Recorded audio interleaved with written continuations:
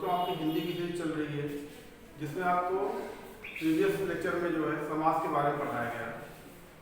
आज उसके आगे का जो है बताया जाएगा आपको। देखिए, कल आपको बताया गया समास में होता क्या है। समास का मतलब क्या होता है? संक्षिप्तीकरण, यानी किसी बड़े से बड़े पद को जितना लघु रूप में प्रस्तुत किया जा सकता है, इसी को हम क्या कहते हैं? समास कहते हैं। इसके मुख्यतः चार भेद हैं: अव्ययी भाव, तत्पुरुष, द्वंद्व और बहुव्रीहि। लेकिन तत्पुरुष के दो और भाग हैं, द्विगु समास और कर्मधारय समास। इस प्रकार से हमारे पास टोटल 6 समास हो जाते हैं जिनको हमें अध्ययन करना है। प्रीवियस टॉपिक में आपको अव्ययी भाव समास और तत्पुरुष समास पढ़ाया गया। आज तत्पुरुष समास के दो भाग हैं, द्विगु और कर्मधारय, ये पढ़ना है।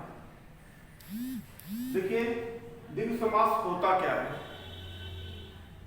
सूत्र इसका होता है संख्या पूर्वो द्विगु।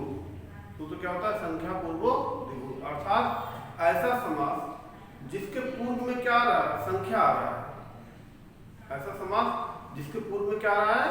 संख्या आ रहा है, वो क्या है? द्विगु है। सबसे आसान पहचानना होता है। और एक क्वेश्चन ये भी एग्जाम में आता है, पूर्व पद प्रधान या उत्तर पद प्रधान। प्रीवियस टॉपिक में चर्चा की गई थी, अभी भी आप एक बार दोबारा इसको क्लियर कर लीजिए। अव्ययी भाव समास में पूर्व पद प्रधान होता है। आपको कल बताया गया था कि पहला पद प्रधान होता है तो क्या होता है? अव्ययी भाव समास। तत्पुरुष समास में दूसरा पद प्रधान होता है। तो जब तत्पुरुष समास में दूसरा पद प्रधान होता है तो इसके जो पार्ट है, चाहे वो द्विगु हो चाहे कर्मधारय, इसके भी दूसरे पद ही प्रधान होते हैं। अर्थात द्विगु समास में भी दूसरा पद ही प्रधान होता है, आपको ये ध्यान रखना है। और द्विगु मतलब होता है समूह या समाहार। क्या होता है? समूह या समाहार।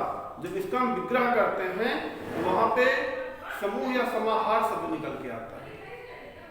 ठीक है, जब समूह या समाहार शब्द निकल कर आएगा तो वो क्या है? द्विगु समास है। आइए कुछ एग्जांपल देखते हैं। जैसे त्रिभुज।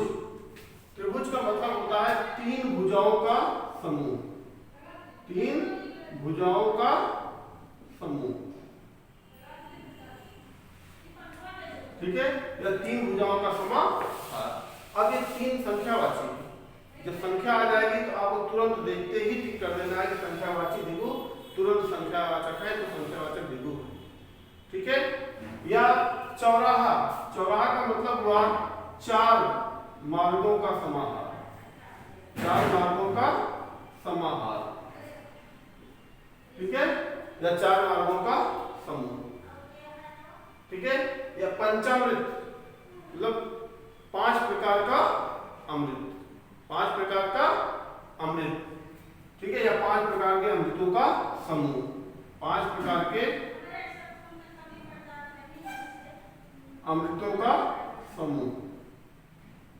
अमृतों का समूह या 5 प्रकार के अमृतों का समाहार। त्रिपाठी। त्रिपाठी अब ये भी देखो, संख्या जितने भी शब्द हैं सब में पहला शब्द क्या रहा है? संख्यावाचक आ रहा है। और हमें यही जानना है कि जैसे ही संख्या देखना है वो तुरंत क्या है? द्विगु कर देना है। ठीक है, संख्या देखते ही द्विगु कर देना है। लेकिन थोड़ा सा ध्यान देना है यहाँ पे। जब संख्याएं, देखिए त्रिपाठी मतलब क्या हुआ? 3 पाठों का समूह, या दशक। दशक, शतक 100 सालों का समूह। दशक 10 वर्षों का समूह। ठीक है, दशक मतलब क्या हुआ? 10 वर्षों का समूह, 10 वर्षों का समाहार। ठीक है, 3 पाठों का समाहार, 3 पाठों का समूह या 3 पाठों का समाहार, या 100 वर्षों का समूह। 100 वर्षों का समूह, 100 वर्षों का समूह या 100 वर्षों का समय समाहार। ठीक है, लेकिन अब संख्या देखते ही हम द्विगु कर देंगे ऐसा मैं कह रहा हूं, लेकिन कुछ चीजों को यहाँ पे देखना होता है। जैसे वो संख्याएं क्या क्या होनी चाहिए, ये भी थोड़ा सा हमें क्लियर होना चाहिए। ठीक है, क्योंकि समस्त संख्याएं द्विगु नहीं होती हैं। जैसे 1 से लेकर 1 से 10 तक की जितनी भी संख्याएं हैं ये सब द्विगु हैं। 4 5 6 7 8 9 10। इसके अलावा 10 का जो भी गुणज है 10 20 30 40 50 60 70 80 90 100, ठीक है, ये भी द्विगु है। लेकिन अगर इसके अलावा कोई संख्या आती है, इसके अलावा कोई संख्या आती है तो वो द्विगु नहीं है। अभी आपको अगला समास पढ़ाया जाएगा द्वंद्व, जहां पे क्लियर होगा, जहां पे आपका अगले टॉपिक में क्लियर होगा वो क्या है, द्वंद्व समास पढ़ाया जाएगा। जैसे 11 कह दिया गया, 21 कह दिया गया, 51 कर दिया गया, 68 कर दिया गया, 55 कर दिया गया, ठीक है, तो ये आपके द्विगु में नहीं आएगा, ठीक है। इसको आपको विशेष केयर करना है कि यहाँ पे जो है 1 से लेकर के 10 तक की संख्या ही आएगी और फिर 10 के गुणक आएंगे, ठीक है। तो अगर ये संख्याएं आ रही हैं, इनसे संबंधित कोई समूह आ रहा है तो वो क्या है, संख्यावाची है, तो वो द्विगु है। हाँ, लेकिन कुछ ऐसे भी शब्द होते हैं, अगर विकल्प में बहुब्रीहि समास दे दिया गया है तो वहां पे आपको बहुब्रीहि ठीक करना पड़ेगा। जैसे दशानन, जैसे क्या हुआ, दशानन। अब दशानन को आप देखते ही तुरंत जो है संख्या देखते ही आप कहेंगे कि क्या है, सर ने बताया था कि दशानन संख्या आ गया द्विगु है, संख्या आ गया द्विगु है, ठीक है। दशानन मतलब 10 है आनंद जिनके, 10 है आनंद जिनके, या 10 सिरों का समूह, ठीक है। अब आप समूह देखे, संख्या देखे, तुरंत क्या कर दिए, 10 यहाँ पे भी है, तुरंत आप द्विगु लगा देंगे, नहीं, ऐसा नहीं करना है। अगर विकल्प में बहुब्रीहि समास नहीं है तब तो आपको द्विगु लगाना है, लेकिन अगर बहुब्रीहि दिया है तो दशानन का मतलब क्या हुआ, हम पर्टिकुलर किसी व्यक्ति विशेष का भाव यहाँ पे आ रहा है, और जब किसी व्यक्ति विशेष का भाव आ जाता है तब वो बहुब्रीहि हो जाता है, तब क्या हो जाता है, बहुब्रीहि हो जाता है। अभी तुरंत आगे आपको पढ़ाया जा रहा है, ठीक है। तो दशानन का मतलब क्या, दशानन कहते ही हमारे मन में रावण का भाव आ जाता है। किसका भाव आ जाता है, रावण का। और जब रावण का भाव आ जाएगा तब जब किसी व्यक्ति विशेष का भाव आएगा वहां पे हम जो है बहुब्रीहि समास के अंतर्गत उसको पढ़ते हैं, तभी हमारा द्विगु नहीं होगा। आइए दूसरा समास पढ़ते हैं, कर्मधारय। चौथा समास आपका है कर्मधारय, ठीक है। कर्मधारय का मतलब क्या होता है, समानाधिकरण तत्पुरुष समास। चौथा क्या है, समानाधिकरण तत्पुरुष समास के नाम से भी इसको हम जानते हैं। कर्मधारय का मतलब क्या होता है, जहां पर विशेषण या विशेष आता है, या उपमान उपमेय आता है, या कभी कभी दोनों शब्द विशेषण आ जाते हैं, ठीक है। प्रायः ये भी तत्पुरुष का ही भाग है, और तत्पुरुष का भाग है तो तत्पुरुष में आपको पता है कि उत्तर पद प्रधान होता है। तत्पुरुष में क्या होता है, उत्तर पद प्रधान होता है, अर्थात इस समास में भी हमें दूसरा पद ही प्रधान मिलेगा। इस समास में भी हमारा दूसरा पद ही, उत्तर पद ही क्या होगा, दूसरा पद ही प्रधान होता है, ठीक है। एक नंबर का क्वेश्चन पूछा जाता है, इसलिए हर समास में आपको ये क्लियर करते चलना है कि अव्ययी भाव में प्रथम पद प्रधान होता है, तत्पुरुष में दूसरा पद प्रधान होता है, और तत्पुरुष के जो दो पार्ट है द्विगु या कर्मधारय, इसमें भी दूसरा पद ही प्रधान होता है, ठीक है। अब विशेषण विशेष से क्या है, आपको जो है पाठ 7 में कभी आगे पढ़ाया जाएगा कि ऐसा शब्द जो किसी नाउन या प्रोनाउन, किसी संज्ञा या सर्वनाम की क्या करता है, विशेषता बताता है, उसको हम क्या कहते हैं, विशेषण कहते हैं। ये शब्द जो है प्राय जिसकी विशेषता बताता है उसके पूर्व में लग जाता है। जैसे अच्छा लड़का, अच्छा लड़का, अब लड़के की विशेषता क्या बताएगी, अच्छा, ठीक है, अच्छा लड़का। अभी आपको आगे जब लिंग पहचानना बताएंगे वहां पे ये अच्छा अच्छी का ट्रिक आता है। जब हमें पता करना होता है कि कोई शब्द जो है ये पुल्लिंग है या स्त्रीलिंग है, अगले टॉपिक में आपको पढ़ाया जाएगा, वहां पे आपको अच्छा अच्छी लगाना होता है। अगर अच्छा लगाए और वहां सुटेबल सेट हो रहा है तो जान लो पुल्लिंग है, अच्छी लगाने पर क्या है, स्त्रीलिंग है। तो अच्छा क्या, ये विशेषण है, अच्छा अच्छी या मेरा मेरी लगाया जाता है, वहां से आपको पुल्लिंग और स्त्रीलिंग के बारे में क्लियर किया जाता है कि कैसे आपको पता करना है कि कौन सा शब्द स्त्रीलिंग का है या कौन सा शब्द पुल्लिंग का है। जैसे पुस्तक दे दिया जाए, अब पुस्तक क्या है, स्त्रीलिंग है कि पुल्लिंग है? एग्जाम में दे दिया जाएगा कि पुस्तक का आपको लिंग बताना है, आप क्या कहोगे, अच्छी पुस्तक या अच्छा पुस्तक? तो स्वाभाविक है आप कहोगे अच्छी पुस्तक। जब अच्छी कर दी तो क्या है, स्त्रीलिंग हो गई। ठीक है, तो अच्छा अच्छी ये विशेषण लगा करके हम क्या करते हैं, लिंग का भी निर्धारण करते हैं। ठीक है, तो जो शब्द उसके बारे में कुछ बता रहा है, ठीक है, किसी संज्ञा सर्वनाम के बारे में बताने के लिए जो कुछ भी शब्द आप उपयोग करते हैं उसको हम क्या कहते हैं, विशेषण।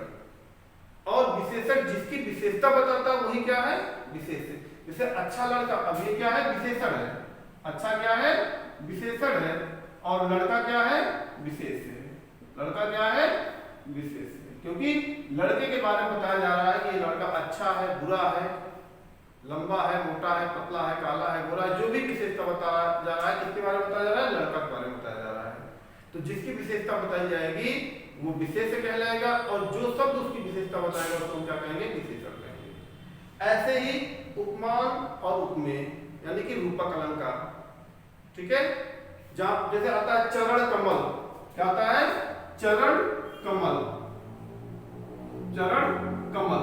अब यहाँ पे हम क्या कर रहे हैं, उस चरण की विशेषता जो है कमल से कर रहे हैं, उसकी तुलना कर रहे हैं। ठीक है, कमलोच्चरण। ठीक है, ये क्या है, अभी आपको अलंकार में पढ़ाया जाएगा कि आपको दो अलंकार वहां पे पढ़ाए जाते हैं, एक उपमा और दूसरा रूपक। उपमा में क्या होता है, उसके समान बताया जाता है, और रूपक में उसी का रूप दे दिया जाता है। तो यहाँ रूपक अलंकार के शब्द आते हैं, वो भी आपके जो किसमें आते हैं, कर्मधारय में होते हैं। ठीक है, चरण कमल यानी कमल की विशेषता बताई जा रही है, चरण की विशेषता बताई जा रही कैसे है, कमल के समान है। चरण की विशेषता किसके समान बताई जा रही है, कमल के समान बताई जा रही है। तो ये भी जो है आपका किसके अंतर्गत आएगा, कर्मधारय समास के अंतर्गत आएगा। कुछ और एग्जांपल्स देखते हैं इसका, जैसे नील गगन, जब इसका हम विग्रह करते हैं तो है जो शब्द निकल के आता है, क्या निकल के आता है जो। जैसे नील गगन, नील गगन। अब नील गगन का मतलब क्या है, नीला है गगन जो, नीला है गगन जो, नीला है गगन, गगन मतलब आकाश, गगन जो। तो ये है जो शब्द जब निकल के आएगा विग्रह में तो आपको याद रखना है वो क्या है, कर्मधारय समास है। अब यहाँ गगन की विशेषता बताई जा रही है, तो गगन क्या है, नीला है, काला है। ठीक है, उसकी विशेषता बताने के लिए जो है जो शब्द यूज हुआ रहा है, ये क्या है, विशेषण है, और ये क्या है, विशेष्य है। और जब विशेषण या विशेष से आएगा तो हम क्या कहेंगे उसको, कर्मधारय समास। ठीक है, और भी शब्द हैं जैसे अधमरा, अधपका, अधमरा, अधपका। ठीक है, आधा मरा है जो, आधा मरा है जो। ठीक है, अब यहां भी देखिए है जो शब्द आ गया, अधपका, आधा पका है जो, आधा पका है जो। तो है जो शब्द निकल के आ रहा है, तो जब है जो शब्द निकल कर आएगा अर्थात यहाँ पर पकने की विशेषता बताया जा रहा है कि आधा पका है या पूरा पका है, यहाँ मरने की विशेषता बताया जा रहा है कि आधा मरा है या पूरा मरा है। तो जब ऐसे शब्द आएंगे, ठीक है, तो किसके अंतर्गत आएंगे, कर्मधारय के। और भी शब्द आते हैं जैसे महादेव। अब यहाँ पे थोड़ा सा कंफ्यूजन हो जाता है, यही हमें यहाँ पे सीखना है। सामान्य शब्द तो सब कर लेते हैं, कुछ अलग हमें सीखना है। जैसे महादेव आ गया, महादेव। अब महादेव देखते ही देखिए, अब यहाँ देवता की विशेषता बताई जा रही है कि कैसे है, महान है, महान है जो देव। इसका विग्रह कर रहे हैं तो क्या है, महान है जो देव, अर्थात महादेव। लेकिन अब महादेव कहने पर एक तीसरे व्यक्तित्व का नाम हमारे सामने, हमारे मन में आ रहा है। एक तीसरे व्यक्तित्व का नाम हमारे मन में आ रहा है, वो कौन है? भगवान शंकर। तो अगर किसी शब्द को पढ़ने से किसी तीसरे का व्यक्तित्व का आभास हमें हो रहा है, तीसरे व्यक्ति का विचार हमारे मन में आ रहा है, तब वो क्या हो जाता है? बहुब्रीहि हो जाता है। लेकिन अगर ऑप्शन में बहुब्रीहि दिया है तभी आपको बहुब्रीहि लगाना है, अगर बहुब्रीहि ऑप्शन में नहीं है तब ये क्या है? कर्मधारय है।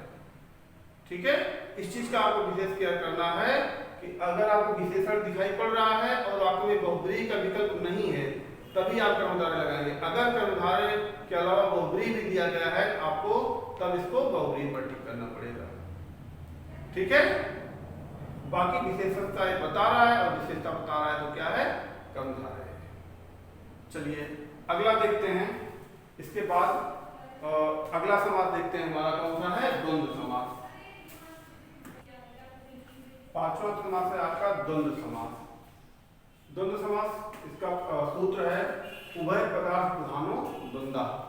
उभय पदार्थ प्रधानो द्वंद्वा अर्थात जहां पर दोनों पद प्रधान हो। ठीक है, अब दोनों पद प्रधान हो। अभी तक आपने देखा अव्ययी भाव में प्रथम पद प्रधान था, तत्पुरुष में जो है क्या था? द्वितीय पद प्रधान था। द्वंद्व में क्या है? उभय पद। उभय पद मतलब दोनों पद, जहां पे पहला और दूसरा दोनों पद प्रधान है। ठीक है, और जब दोनों पद प्रधान है तो क्या है? आपका द्वंद्व है। इसके तीन प्रकार हैं, इतरेत्तर द्वंद्व समास, समाहार द्वंद्व समास और वैकल्पिक द्वंद्व समास। ठीक है, मतलब समझिए इसका। द्वंद्व समास को पहचानने के लिए जो सार्वत्रिक है वो क्या है? इसमें और शब्द विग्रह करने पर और या, ठीक है, और या मतलब विकल्प आपको मिलेगा। ठीक है, या तो और शब्द मिलेगा या तो विकल्प मिलेगा। और योजक चिन्ह लग के आता है। क्या लगा होता है? योजक चिन्ह। अगर योजक चिन्ह लगा है तब भी आपका क्या है? वो योजक चिन्ह जो है ये लग के आता है, तब भी आपका क्या है? द्वंद्व समास। ठीक है, और शब्द लग के आएगा या शब्द लग के आएगा, इसके अलावा योजक चिन्ह लग के आता है। ठीक है, तो वो आपका क्या है? द्वंद्व समास है। आइए इसके कुछ एग्जांपल देखते हैं। जैसे माता पिता, माता पिता, माता पिता। अब इसका हम जब विग्रह करते हैं तो क्या होता है? माता और पिता। क्या हो जाता है? माता और पिता। अब यहाँ पे माता भी इंपॉर्टेंट है और पिता भी इंपॉर्टेंट है। माता भी इंपॉर्टेंट है और पिता भी इंपॉर्टेंट है, दोनों अपने आप में प्रधान है। ठीक है, माता पिता, सुख दुख, सुख दुख। ठीक है, सुख दुख। अब ये क्या है? विकल्प दिया जा रहा है, या तो सुख या तो दुख। ठीक है, सुख या दुख। इसका विग्रह क्या हो जाएगा? सुख या दुख। ठीक है, तो यहाँ पे विकल्प दिया जा रहा है, तो सुख आपको पसंद करना है तो दुख पसंद करना है, लेकिन दोनों अपने आप में क्या है?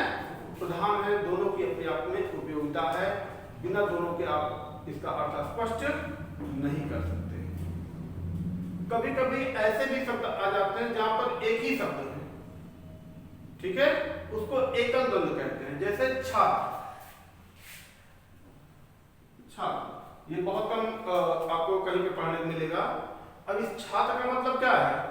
इस छात्र का मतलब है छात्र एवं छात्राएं, छात्र एवं छात्राएं। ठीक है, इस छात्र के अंदर दोनों आ गए, चाहे वो छात्र हो चाहे छात्राएं हो। ठीक है, तो ये भी आपका जो है द्वंद्व समास है। इसके अलावा कभी कभी हम कुछ निरर्थक शब्द का भी प्रयोग कर लेते हैं। ठीक है, निरर्थक शब्द का भी प्रयोग कर लेते हैं। जैसे सार्थक और निरर्थक शब्द शब्दविचार में आपको बताया गया था कि बोलते समय हम कभी कभी दोनों प्रकार के शब्द का प्रयोग करते हैं। सार्थक शब्द का भी प्रयोग करते हैं और निरर्थक का भी प्रयोग करते हैं। जैसे चाय वाय, चाय वाय। तो मतलब चाय और वाय, चाय और वाय, ये वाय क्या है, निरर्थक शब्द है, केवल हमें बोलने के लिए यूज करते हैं इसको, ठीक है। लेकिन ये भी जो है किसके अंतर्गत आता है, द्वंद्व समास के अंतर्गत आता है। ये भी हमारा किसके अंतर्गत आता है, द्वंद्व समास के अंतर्गत आता है। चाय वाय, रोटी सोटी, आस पड़ोस, ठीक है, तो ये सब निरर्थक शब्द होते हुए भी हमारे द्वंद्व समास के अंतर्गत आते हैं। अब सबसे महत्वपूर्ण जो समाहार द्वंद्व समास है हमारा, ठीक है, हमने अभी आपको डी को पढ़ाते समय इसकी चर्चा किया था कि कुछ ऐसे भी शब्द हैं जो कि रहते हैं संख्यावाची और हम पढ़ते हैं उनको द्वंद्व में, जैसे 25। विशेष केयर कीजिए इस पर, ज्यादातर स्टूडेंट यहीं पे गलती करते हैं। 25 आ गया, अब आप 25 देखे तुरंत क्या किए, संख्यावाची द्विगु, आपके दिमाग में एक फीड है संख्यावाची द्विगु, और संख्यावाची द्विगु देखते ही आपने 25 देखा, तुरंत जो है द्विगु प्रतीक करके चले आए, यहीं पे गलती हो जाती है। आपको द्विगु में बताया गया कि 1 से 10 तक की गिनती या 10 के गुणक में जो सब गिनती आएगी वो आपका द्विगु है। ये 25 क्या है, 25 का मतलब क्या हुआ, 20 और 5। इस 25 का मतलब क्या है, 20 और 5, 20 और 5, ये दो गिनती का समूह है, ठीक है।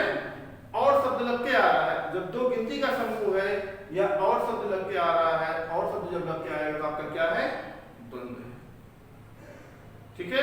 अभी जल्दी में किसी परीक्षा में 68 आया था, 68, ठीक है, और ज्यादातर स्टूडेंट्स इसको गलत कर दिए थे, तो आपको ध्यान देना है 68 मतलब क्या हुआ, 60 और 8, 60 और 8, ये जो है आपका समाहार द्वंद्व समास है, ठीक है।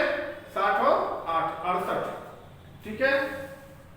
73, 3 और 70, जैसे 73 आ जाए तो 3 और 70, 85 आ जाए, 5 और 80, तो ये सब समाहार के अंतर्गत आएंगे, समाहार द्वंद्व समास के अंतर्गत आएंगे। ज्यादातर स्टूडेंट्स यहीं पर गलती करते हैं। इसको आपको विशेष केयर करना है कि जब 1 से लेकर 10 तक, ठीक है, और 10 का गुणक, इतनी संख्या आ रही तो आपका द्विगु है, इसके अलावा जो संख्या आएगी वो आपका क्या है, द्वंद्व समास है। क्लियर हुआ?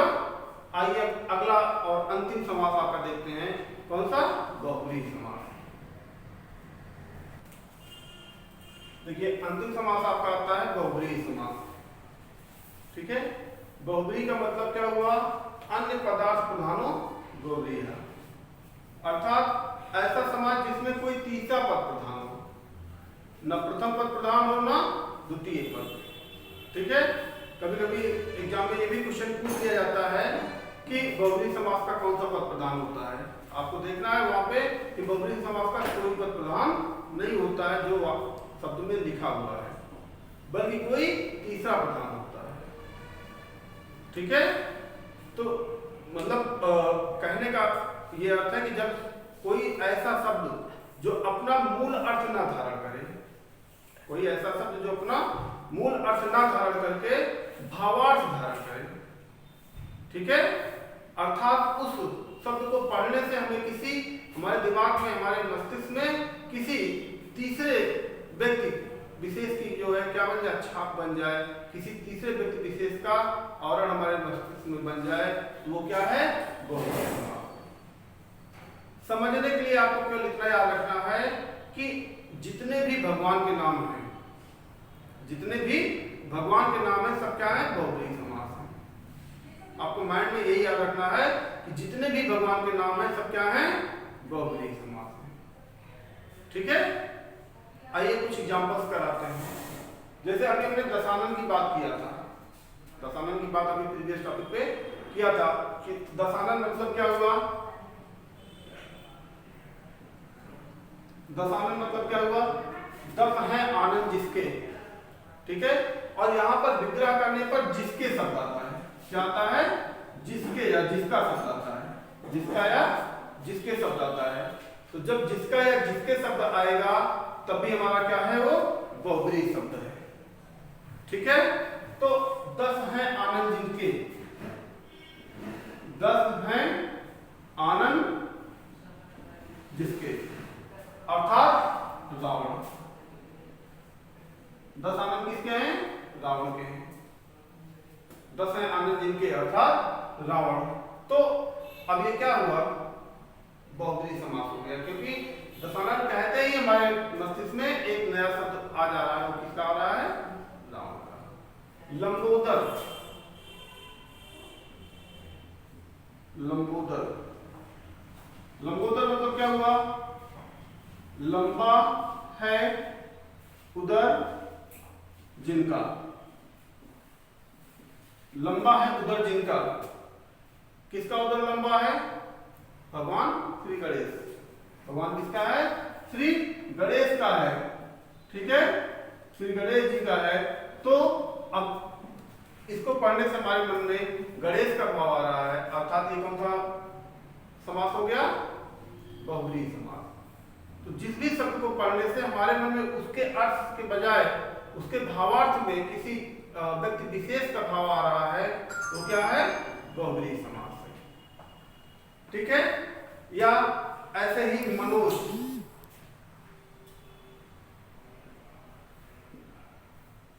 ठीक है। अब मनोज का मतलब क्या हुआ? मनोज किसकी पर्यायवाची? एग्जाम में बहुत बार पूछा भी जाता है, मनोज किसकी पर्यायवाची है? मनोज जो है कामदेव की पर्यायवाची है। मनोज किसकी पर्यायवाची है? कामदेव की। मन में जन्म लेता है जो, मन में जन्म लेता है जो, अर्थात कौन है? कामदेव। कौन है? कामदेव। तो अब यहाँ पे है तो मनोज, लेकिन इसके अर्थ से हमें नहीं मतलब है, इसके भावार्थ से मतलब है कि मनोज शब्द क्या है? कामदेव के लिए आ रहा है। ठीक है, तो ये क्या है? बहुब्रीहि समास कहलाएगा। ऐसे पंकज, अगर पंकज कहोगे तो पंकज का मतलब क्या हुआ? हमने शब्द विचार में योग गुण में भी आपको बताया था कि योग गुण शब्द भी जो है आपके बहुब्रीहि समास के ही, योग गुण के सब जितने भी शब्द हैं सब क्या है? बहुब्रीहि समास के। ठीक है, तो पंकज अर्थात पंख में जन्म लेने वाला, पंख में जन्म लेने वाला है, पंख में जन्म लेता है जो। कौन है वो? कमल। पंख में जन्म लेता है जो, अर्थात कौन है? कमल। तो जब हम नाम किसी का और लें और भाव किसी का और है, तो वो कौन सा समास है? बहुब्रीहि समास है। ठीक है, कुछ और भी एग्जांपल्स हैं, जैसे सुग्रीव, सुंदर है ग्रीवा जिसकी। ठीक है, अर्थात सुग्रीव। चतुर्भुज बहुत महत्वपूर्ण है, अक्सर स्टूडेंट्स यहाँ पे कंफ्यूज हो जाते हैं। चतुर्भुज, अब चतुर्भुज अब आपको दिखाई पड़ रहा है कि यहाँ पे संख्या आ रही है, 4 है भुजाएं जिनके, अगर हम चतुर्भुज कह देते हैं। ठीक है, चतुर्भुज। हाँ, एक चीज और वर्तनी सुधार में भी आपको ध्यान देना है कि ये रा की मात्रा ज्यादातर स्टूडेंट यहाँ लगा देते हैं, आपको देखना है उच्चारण इसका आ कहाँ रहा है। अभी वर्तनी सुधार भी आपको पढ़ाया जाएगा। ठीक है, तो चतुर रा कहाँ आ रहा है? ता के बाद आ रहा है, और ता के बाद आ रहा है तो मात्रा यहाँ पे लगेगी, तो विशेष कर करना है। तो चतुर्भुज, चतुर्भुज का मतलब क्या है? 4 हैं भुजाएं जिसके, 4 हैं भुजाएं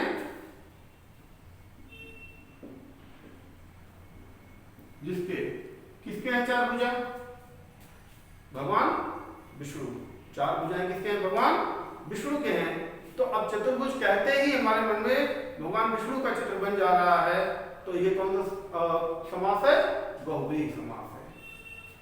अगर बहुब्रीहि विकल्प नहीं मिल रहा है और कर्णधारय भी है, सॉरी दिगु भी है, तो आप वहां पे तब दिगु लगाएंगे।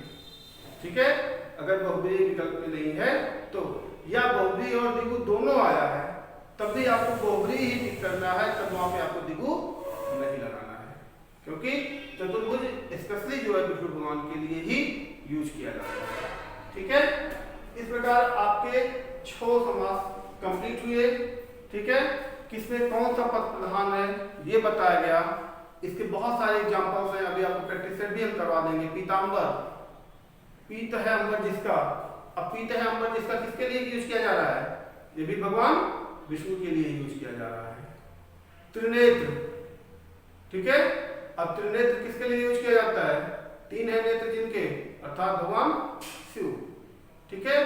तो ज्यादातर जितने भी भगवान के नाम आते हैं ये सब के सब आपको इतना ही याद रखना है माइंड में कि भगवान के जितने भी नाम से संबंधित शब्द आ रहे हैं वो सब के सब क्या हैं? बहुब्रीहि समास में। और बहुब्रीहि समास में कोई पद प्रधान नहीं होता है, कोई तीसरा पद प्रधान होता है, ना प्रथम पद प्रधान होता है ना द्वितीय पद प्रधान होता है। ये भी एग्जाम में पूछ लिया जाता है, कभी कभी विकल्प दे दिया जाता है कि जिसका कोई पद प्रधान ना हो कौन सा समास होता है, आपको तुरंत बहुब्रीहि पे टिक करना है, ठीक है। इस प्रकार आपके टॉपिक कंप्लीट हुए। नेक्स्ट सेशन में नया टॉपिक शुरू करेंगे। Thank you, thanks for watching.